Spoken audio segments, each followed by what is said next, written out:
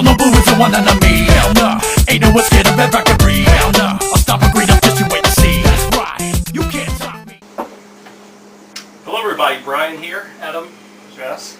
And we are the NHO Collective, neverhandover.blogspot.com. And over the past 4 or 5 months, I'd say since the beginning of summer, yeah.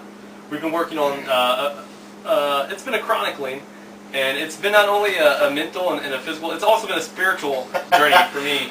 I found God in that one. Joel Deacon. NWA / WCW Power Hour 1990.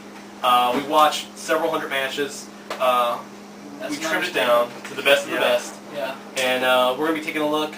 The list is online, top 25. Yep. We're going to be talking about the top 10, so let's just jump right into things. Number 10.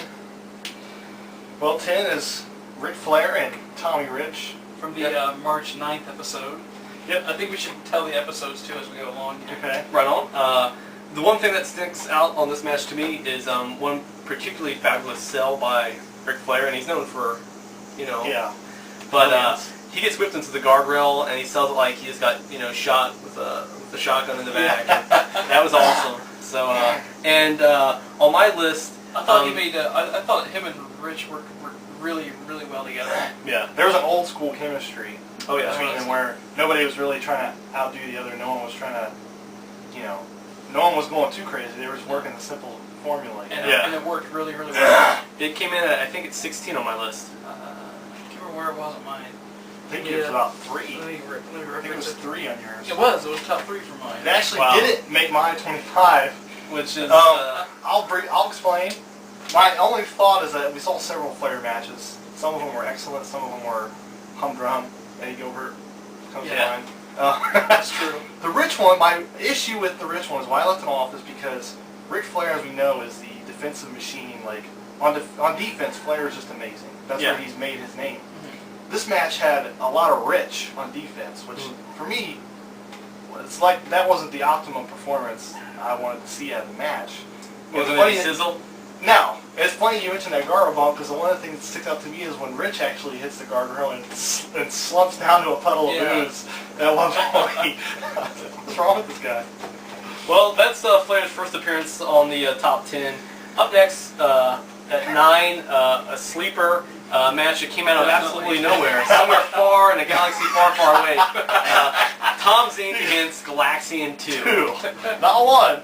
And this was from January 5th. It was actually the first match of Power Hour of 1990. It was, yeah. This did not make your list, however, Jesse, it made yours.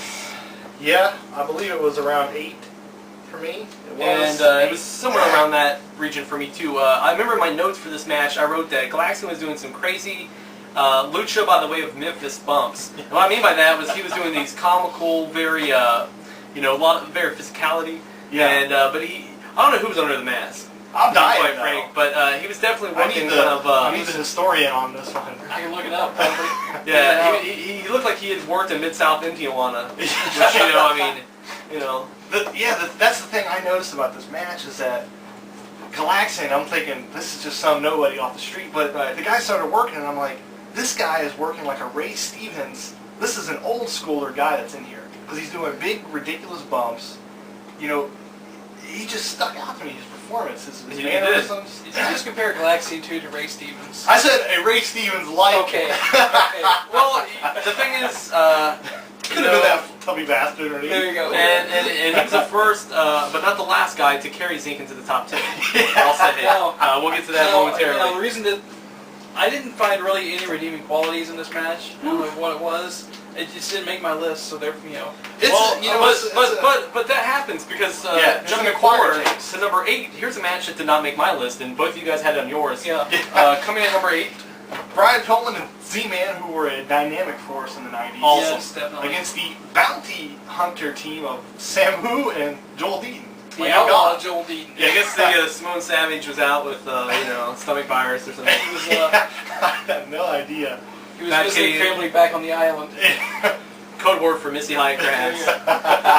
But basically, I had this extremely high on my list. Surprisingly, it was 3 on my list. It was number 10 for me. I'm going to throw out my quick reasons for being there.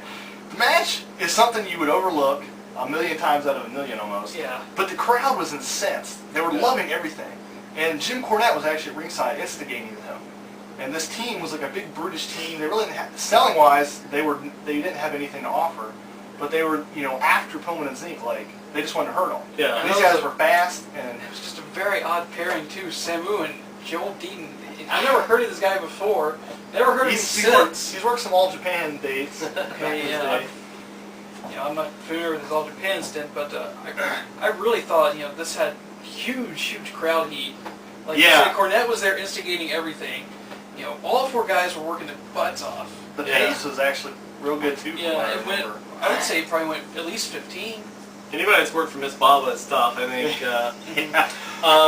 Number 7, Doom against Tom Zink and Pillman, and this was from June 16th. Match came in, I believe, at number 6 I think, for online. you, number 7 for me, number 25 for Adam. And this is Barely made your cut. Huh? Yeah. now. Well, I'll get to it momentarily, but this match was good, but it wasn't the best from either team. Pillman and Zink do have a match, which we'll be talking about momentarily, as does Doom.